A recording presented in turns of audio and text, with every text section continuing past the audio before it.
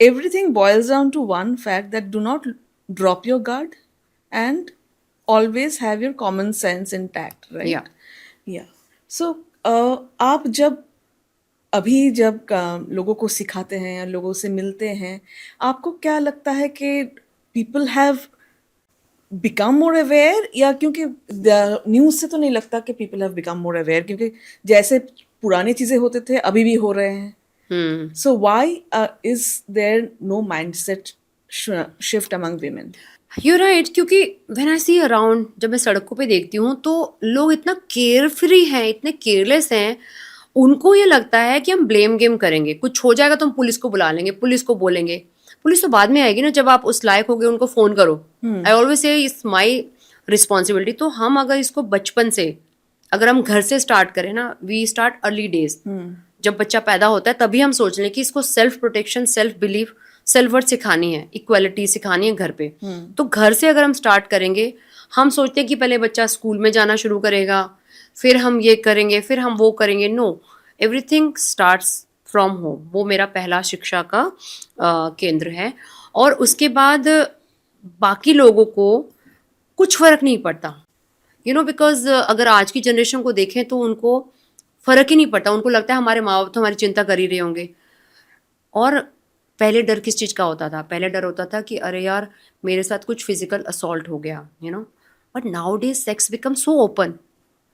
सो अगर आप टेक्निकली देखो, 11-12 साल के लड़के लड़कियां बच्चे, they are so active, sexually active.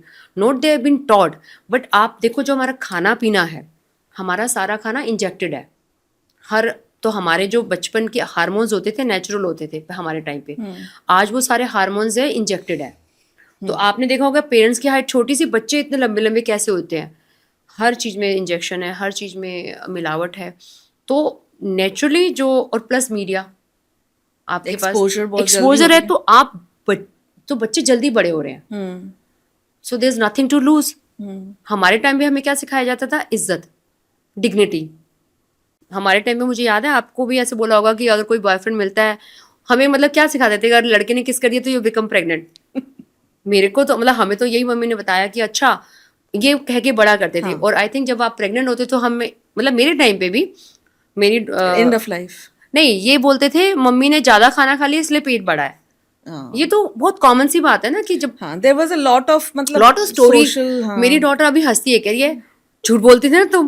मतलब नो मैंने शीता मुझे बहुत झूठ बना लिया, मतलब बेवकूफ बनाया.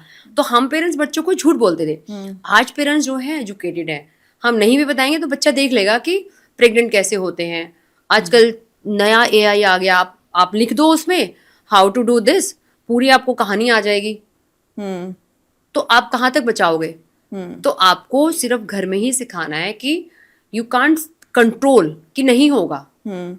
कब होगा वो आप कंट्रोल कर सकते हो. अगर मैं चाहूँ कि यार मेरी बेटी बॉयफ्रेंड नहीं बनाएगी, उसका कोई रिलेशन नहीं होगा, वर्जन होगी, वो कॉन्सेप्ट तो खत्म हो गया ना.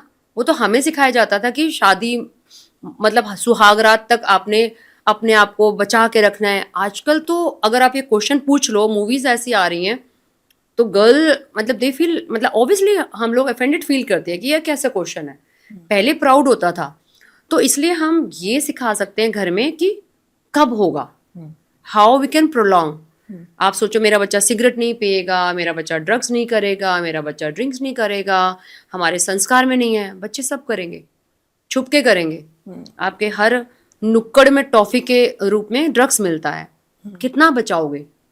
ओनली सेफ गार्डिंग इज कि आप एजुकेट करो सेफ्टी के लिए. I have seen many friends, वो अब जब लड़के बड़े होते हैं, पहले लड़कों से कौन बात करता था?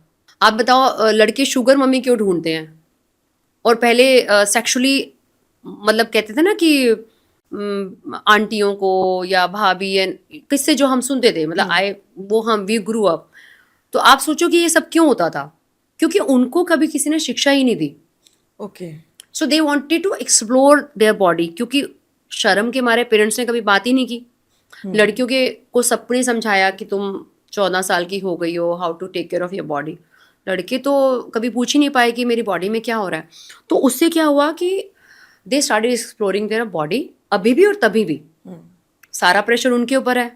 भाई अगर नहीं है तो नामर्द है, इम्पोर्टेंस है, मतलब सारी ब्लेम गेम वहीं पे आती है। तो इसलिए ये सारी चीज़ें होती हैं, that is why rape happens, that is why molestation happen, क्योंकि जब उनको वो चीज़ की शिक्षा नहीं मिलती, they get into a confusing state of mind.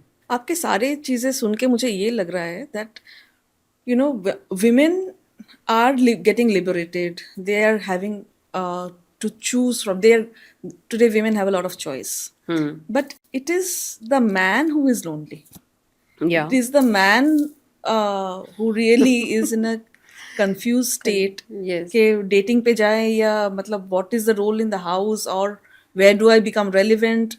So what is your observation as a woman who has seen life very closely?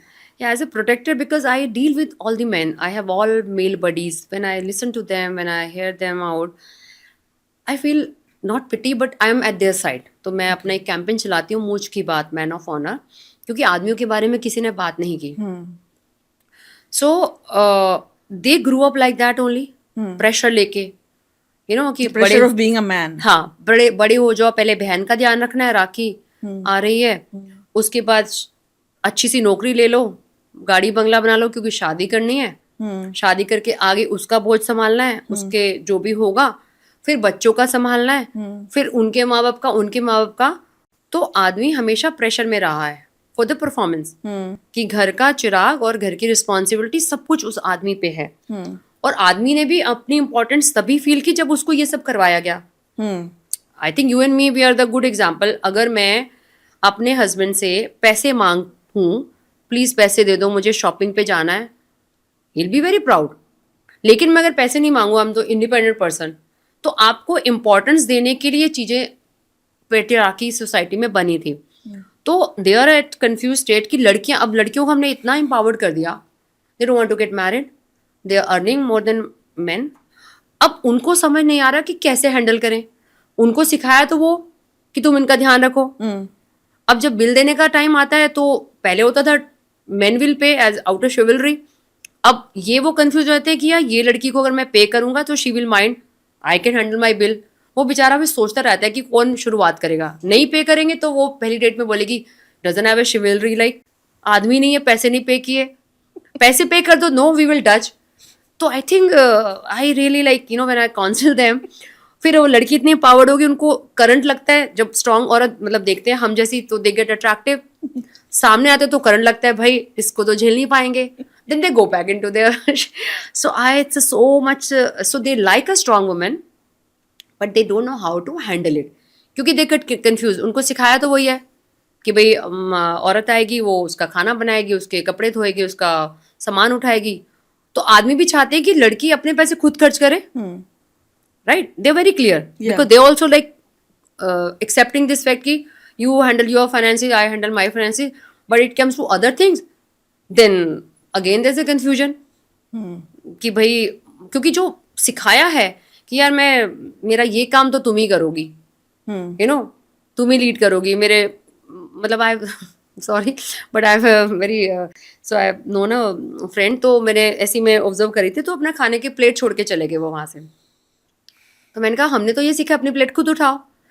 तो इसे नहीं, मैं सारे काम कर लूँगा, बर्तन धो लूँगा, लेकिन ना मेरी खाने की प्लेट तुम ही उठाना। मैंने कहा यार आउट ऑफ लव लड़की उठा लेगी, but this is what he has seen at home कि मम्मी पापा की प्लेटें उठाती थी। तो ये ना आज जो हमारी उम्र की जनरेशन है वो तो बहुत ही कंफ्यूज है। They are single, they want somebody as a companion, but उनको लगता है कि कंपेनियनशिप चलेगी कैसे, स्ट्रांग औरत से डर लगता है, प्लीज उसको कर नहीं सकते, she wants her space, he wants his space. तो आज मैंने जो देखा है, आदमियों को अपना स्पेस बहुत प्यारा है। So it's like a tortoise, होता है ना, जैसे कि वो ऐसे बैठे हैं, क्या मेंढक बोलते हैं जो भी, तो हाँ कछुआ, सॉरी मेंढक नहीं। तो मैं भी मतलब कछुआ ही, मैं भी ऐसी हूँ, मतलब मेरा भी जैसे स्ट्रॉन्ग शेल है, तो I will go out like this, मैंने ऐसे यार सब बेकार है तो वापस चले जाती हूँ। तो उसी तरह उनका भी है, they will go out to see what's happening around. जब उनको ज्यादा प्रेशर आता है तो वापस वो अंदर आ जाते हैं। तो इसलिए मेरा यही है कि मुझे ये लगता है कि यार उनको एम्पावर्ड कौन करे। तो I am running this campaign कि भाई मेरे पास आओ, मैं बताती हूँ how to handle strong dos and don'ts.